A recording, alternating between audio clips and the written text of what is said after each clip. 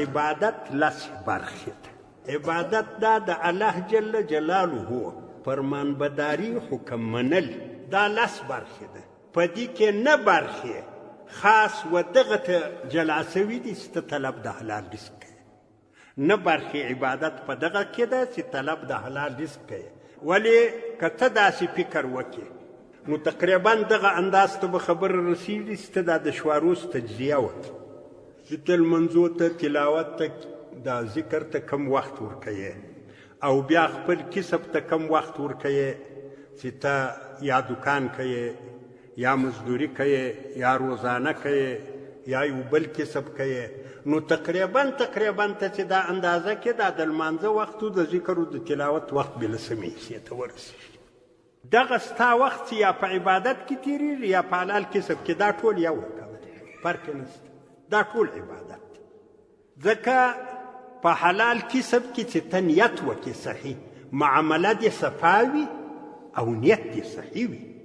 په دغه نیت یې کوې چې دغه دکانداري یا دا مزدوري زه د ده دپاره کومه چې کور کې مې کوشنیان دي. کور کې کوشنیان څه سادهګان د خالي ذهن والا چې ته له بیابانه څخه راسې دی پر درغوټۍ کې بابا څه شی دې راوړي دي؟ ته وا دا چاکلیټ مې راوړی دی. په دغه یوه چاکلیټ چې دا الله د رضا دپاره یې دا خپل کوشني ته ورکړې الله په دې ډېر خوشحاله کېږي. تا ته مې نوی کمیس راوړی ده، تا ته مې کوټ راوړی ده، تا ته مې فلانی.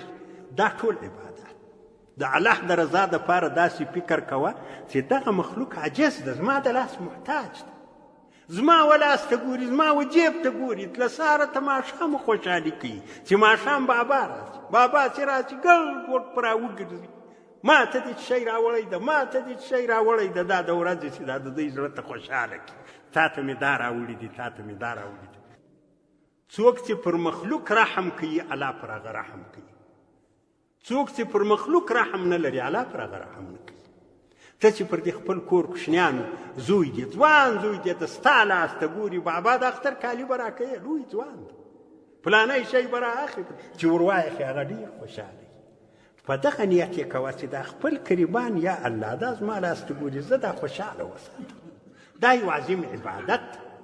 په حلال کسب کې چې ته نیت وکړې صحیح، معامله دې صفا وي او نیت دې صحیح وي.